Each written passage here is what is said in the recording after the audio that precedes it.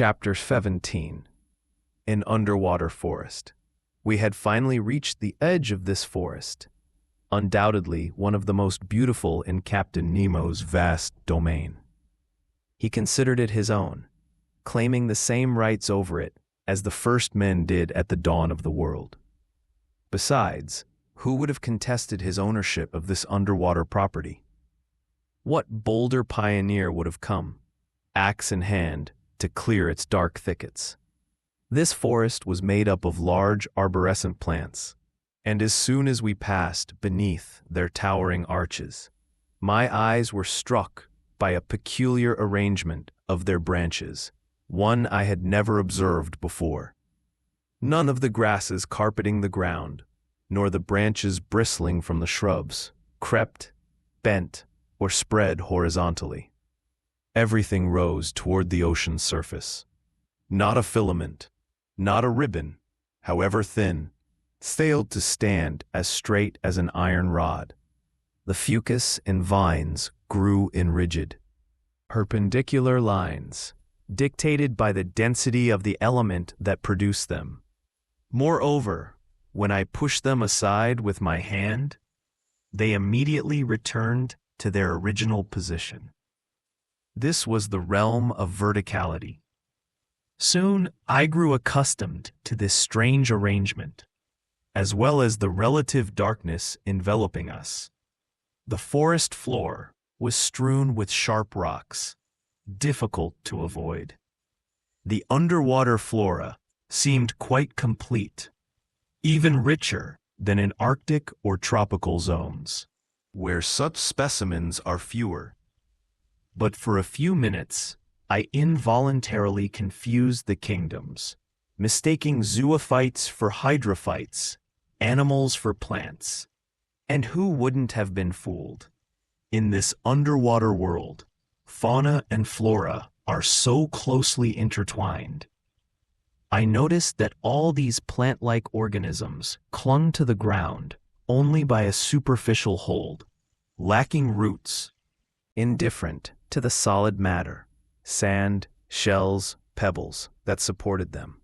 They asked only for a foothold, not sustenance.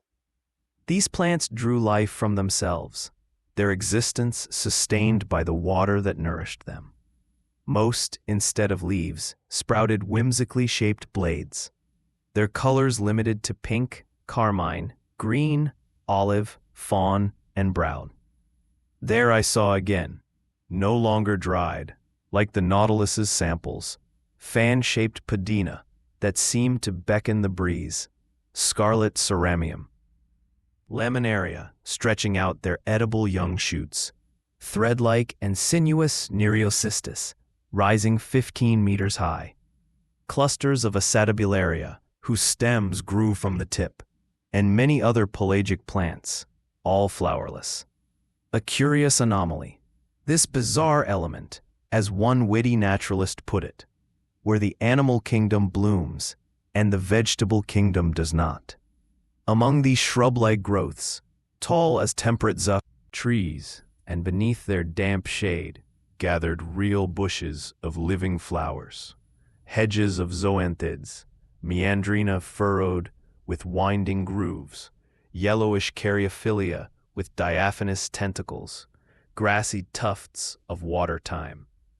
To complete the illusion, fish flies darted from branch to branch like hummingbirds, while yellow leptoscars, bristle-jawed scaly dactylopterus, and monocentris rose at our feet like a flock of sandpipers. Around 1 o'clock, Captain Nemo signaled a halt. I was quite pleased to rest, and we stretched out beneath a canopy of alaria, their long tapering fronds rising like arrows. That moment of repose was delightful. Only conversation was missing, but speaking, responding, was impossible. I merely brought my large copper helmet close to Conseil's and saw the eyes of that good-natured boy shine with contentment. As a sign of satisfaction, he wriggled in his shell in the most comical way. After 4 hours of walking, I was astonished not to feel a strong urge to eat.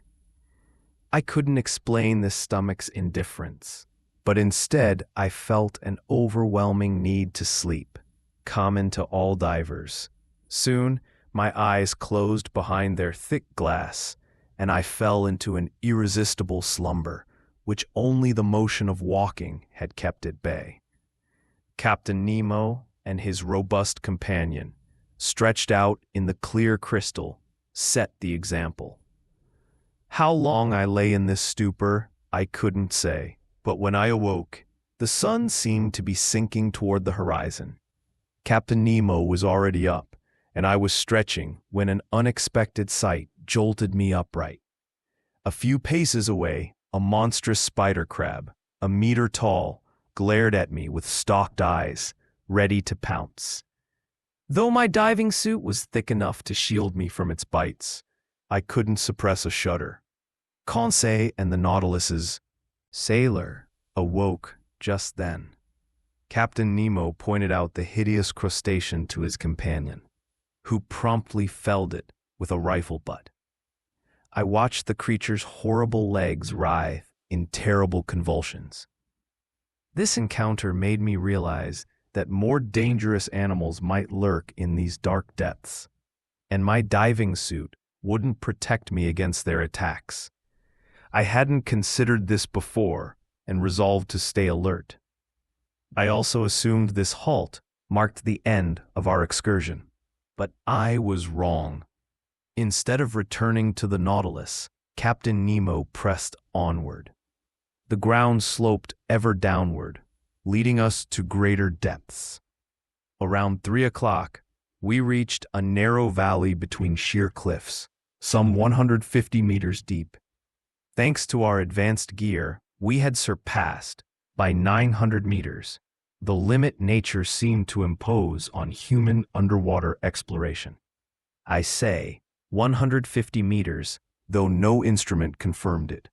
But I knew that even in the clearest seas, sunlight couldn't penetrate beyond this point. And indeed, the darkness grew profound. No object was visible 10 paces away. I groped forward when suddenly a bright white light flared. Captain Nemo had activated his electric lamp. His companion, Conse, and I followed suit. Adjusting a screw, I connected the coil to the glass serpentine, and the sea lit up within a 25-meter radius. Captain Nemo advanced into the forest's dark depths, where shrubs grew sparser. I noticed plant life vanishing faster than animal life.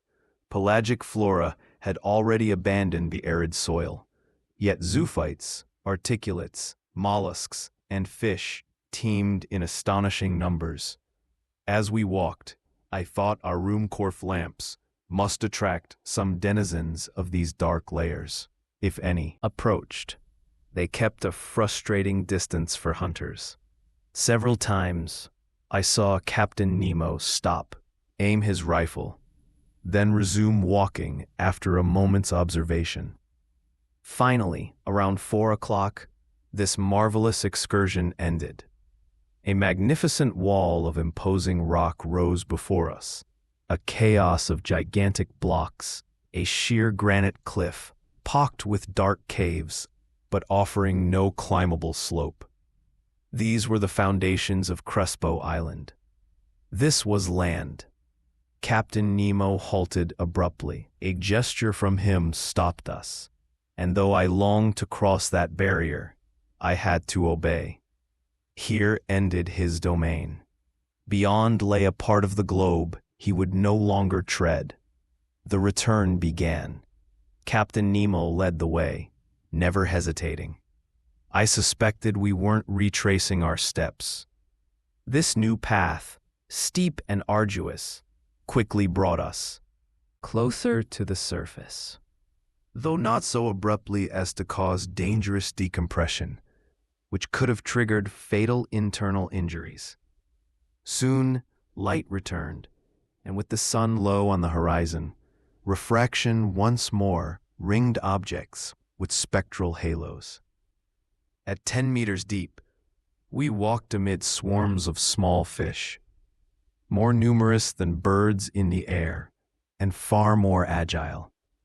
Yet no aquatic game worthy of a shot had appeared.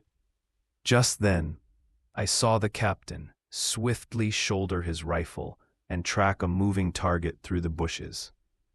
The shot rang out, a faint whistle followed, and an animal dropped dead a few paces away. It was a magnificent sea otter, an anhydra, the only exclusively marine quadruped. This otter, 1.5 meters long, was highly valuable. Its fur, brown above, silvery below, was one of those exquisite pelts prized in Russian and Chinese markets. The fineness and sheen of its coat made it worth at least 2,000 francs. I admired this curious mammal, round-headed, with short ears, round eyes, white cat-like whiskers, webbed paws, and a bushy tail. This precious carnivore, hunted relentlessly, had grown extremely rare, taking refuge in the northern Pacific, where its species would likely soon vanish. Captain Nemo's companion hoisted the creature onto his shoulder, and we marched on. For an hour, a sandy plain unfolded before us, often rising within 2 meters of the surface. Our reflections appeared clearly, upside down, above us, an identical troop mirroring our every move. The only difference, they walked head down, feet up. Another oddity, thick clouds seemed to form and vanish swiftly, but I realized these clouds were merely shifting underwater swells. I even spotted foamy sheep where crests broke. Even the shadows of great birds passing overhead flickered across the sea's surface. Then I witnessed one of the finest shots ever to thrill a hunter's heart. A large bird with broad wingspan glided into view. The captain's companion took aim and fired when it was just meters above the waves. The creature fell, struck dead, and the current carried it within reach. It was a splendid albatross, a superb specimen of pelagic birds. Our march continued unbroken. For 2 hours, we crossed sandy plains and meadows of tangled kelp. Exhausting terrain. Frankly, I was spent when I spotted a faint glow piercing the watery gloom half a mile away. The Nautilus's beacon. In 20 minutes, we'd be aboard, where I could breathe freely. My tank now seemed to supply only oxygen-poor air. But an unexpected encounter delayed us. I'd lagged about 20 paces behind when Captain Nemo suddenly rushed back, forcing me down with a powerful hand. His companion did the same to Conse.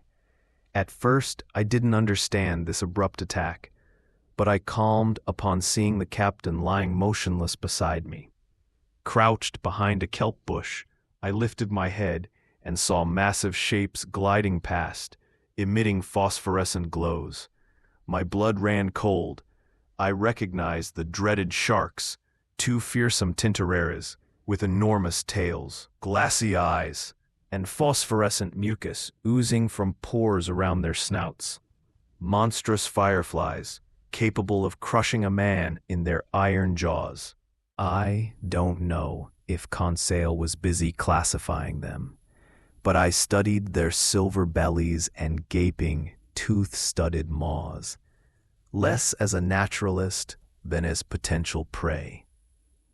Luckily, these voracious creatures see poorly. They passed without noticing us, their brownish fins grazing us. By sheer miracle, we escaped a danger far deadlier than encountering a tiger in the jungle. Half an hour later, guided by the electric trail, we reached the Nautilus. The outer door remained open. Captain Nemo sealed it once we'd entered the first compartment, then pressed a button. I heard pumps churning inside. The water level dropped around me, and soon the chamber was dry. The inner door opened, and we passed into the dressing room. There, with some effort, we removed our diving suits. Exhausted, famished, and drowsy, I returned to my cabin, utterly awed by this astounding journey beneath the sea.